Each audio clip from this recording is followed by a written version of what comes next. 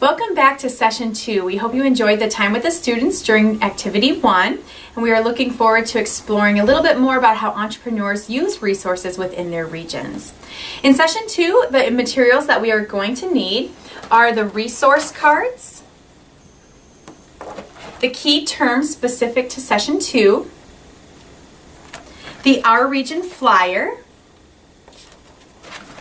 the large poster of the United States of America that you can hang up hopefully on the board or on a wall, and the postcards that you can send home with the students after today's session.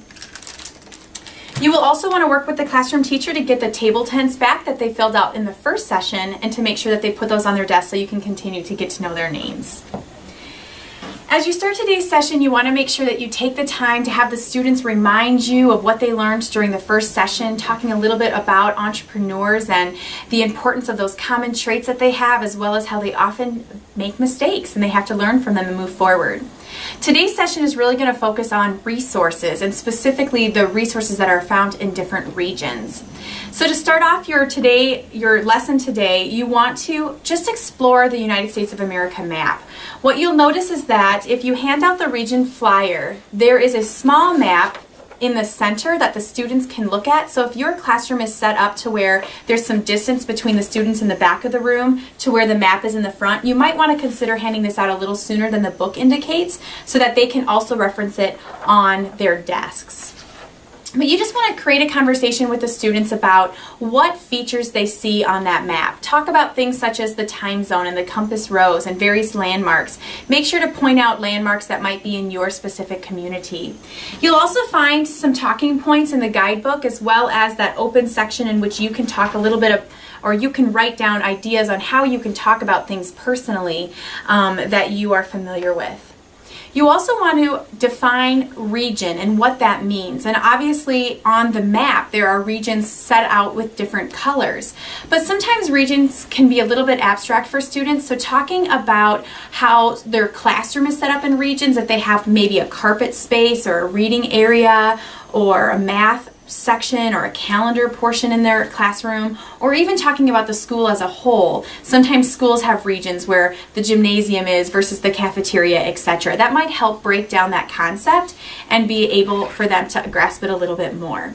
If you haven't handed out the flyers, make sure to do so at this point after your brainstorm on the maps, and you will notice that there are a lot of different vocabulary terms that you can look at.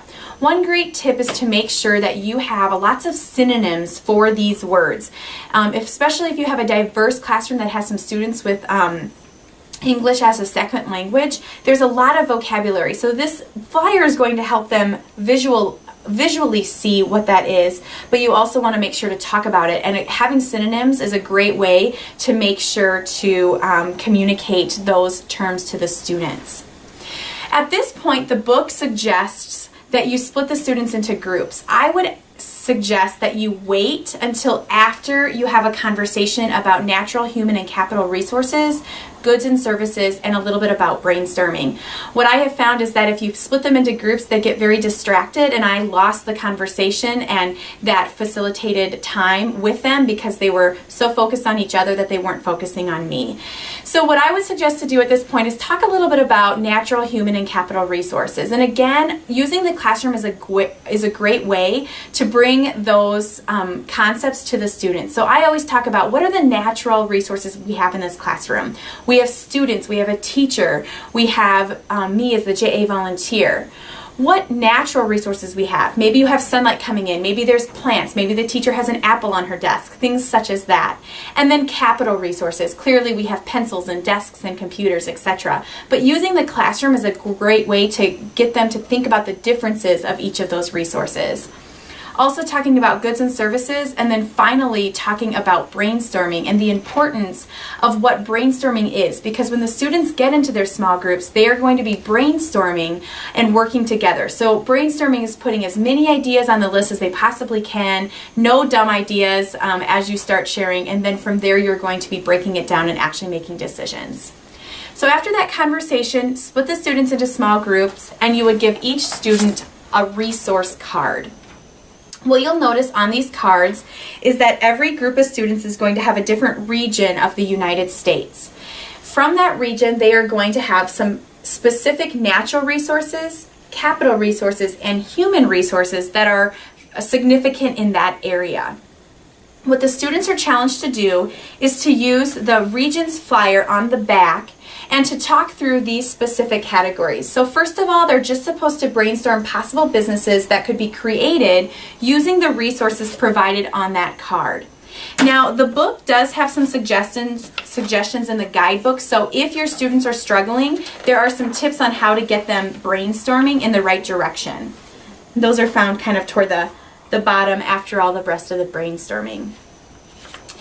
After they talk in their small groups a little bit, you want to move them on to the second category, which is to brainstorm possible business names for their business, and they can write the ideas in the blue section. And then finally, you want them to talk about advertising. How would they advertise their business to get people interested in being able to buy their product? It is also a great idea to get them to think about what their business would be selling. Would it be a good or a service? And they can also write that next to the information that they have provided on this form. Hopefully you'll have a little bit of time at the end to have each group come up and share a little bit about their region and the business that they were able to brainstorm out. It's always a great idea when you do group presentations to remind the audience how to be a great audience and to be good listeners and to be respectful to each group along the way. Again, at the end of this activity, you want to make sure to do a summary and review to wrap up all of the main concepts. Overall, in this activity, we really want to highlight that entrepreneurs use the resources available to make and sell goods and services in their specific region.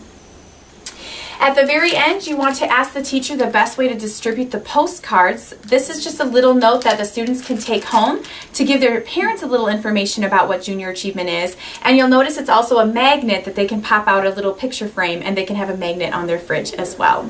Enjoy session 2.